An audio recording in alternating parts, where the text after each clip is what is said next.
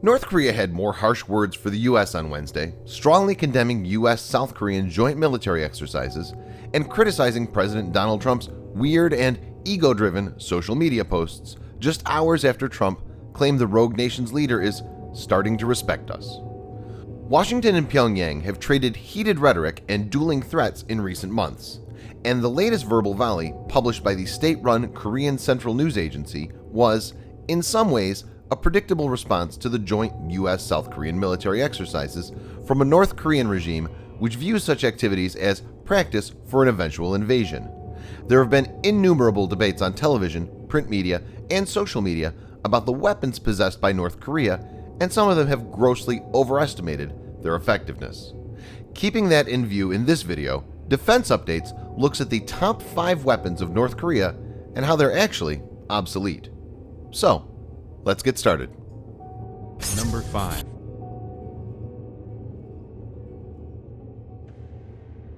North Korea's bomber fleet consists of the Il-28 and its Chinese copy, the Harbin H-5. It has about 82 of these. These have been developed in the late 1940s. North Korea originally received 24 Ilyushin Il-28 Beagles in 1960, and after that, delivery of the Chinese H-5 copy continued. These are capable of carrying up to 3,000 kilograms of bombs, including conventional, biological, chemical, or nuclear, and has a range of about 2,400 kilometers. So these are capable of hitting targets in most of Japan and all of South Korea, but these have many grave disadvantages.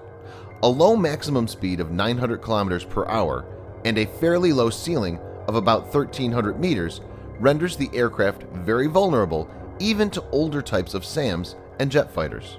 These will be easy targets for modern American jet fighters. Number 4. North Korea has a mix of old Soviet-era surface-to-air missiles, SAMs, which include the S-75, S-125, S-200, and the Kvadrat.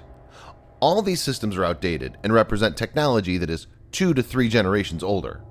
Also, these may not be in good working condition. Even when working, are likely to only be nuisance instead of being a solid challenge to American Air Force. In addition to them, since the early 2010s, North Korea has developed an indigenous SAM system, which is called the KN-06 by South Korea and the US. The KN-06 is a long-range SAM that bears some resemblance to the Russian S-300 and Chinese F-2000 and has a maximum range of 150 kilometers. The system is equipped with a flap-lid type phased array radar, which is expected to be ineffective against stealthy aircrafts, like the F-22 Raptor, F-35 Lightning II, or B-2 Spirit, and will be taken out in the initial offensive. Number 3. The North Korean military is in possession of a fleet of about 70 submarines, comprised of approximately 20 Romeo-class submarines, 1,800 tons, 40 Sang-O-class submarines, 300 tons, and 10 Yono-class submarines, 130 tons. Though the quantity is impressive, the quality is not. All of these submarines use diesel-electric propulsion and were designed in the 50s or 60s. They don't have air-independent propulsion, AIP, to augment their underwater endurance and hence have to surface frequently, making them easy targets. Also, these can operate mainly within the 50-kilometer exclusion zone of North Korea, enabling easier detection as the search envelope is small. Number 2. Tanks play one of the most vital roles in any ground offensive or defensive maneuvers. The POKPUNG-HO is a North Korean main battle tank developed in the 1990s. It is a locally designed and contains elements or incorporates technology found in the T-62, T-72, Type 88, and the Cheonma-Ho MBTs. The POKPUNG-HO 1, the initial variant, had the 150mm gun. However, later version, POKPUNG-HO 2, is armed with 125mm smoothbore gun, which fires armor-piercing rounds produced in North Korea. But this tank has many shortfalls. Here are some. 1. The tank does not have the capability to fire anti-tank guided missiles from its main gun. 2. The night sighting system is most likely the same as present in obsolete T-62. 3. The chassis is basically a heavily modified version of T-62 and is mated with a relatively underpowered 1,000 horsepower engine. The max speed is around 55 kilometers per hour, which is considerably low compared to many tanks of modern era. 4. At 44.3 tons, it is significantly thinly protected than most modern main battle tanks, which weigh upward of 60 tons. And 5. Though the tank has some explosive reactive armor plates and composite armor plates here and there, these are afterthoughts and are likely to be way less effective than modern tanks. Number 1. Air supremacy is one of the most important factors in modern-day conflicts. North Korea has a fleet of different kinds of fighters, which even includes Chinese derivatives of very old fighters like the MiG-17 and MiG-19.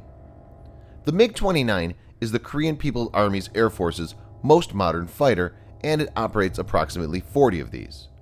Though the MiG-29 is a capable fighter, but North Korea has been isolated for long with very little access to spare parts and other maintenance infrastructure. Even for many developed countries, the actual availability of fighter fleet tends to be about 70% of total strength. The situation for North Korea is expected to be even worse. Also, we must have to note that fighter jets are platforms and their effectiveness depends largely on the weapons they carry.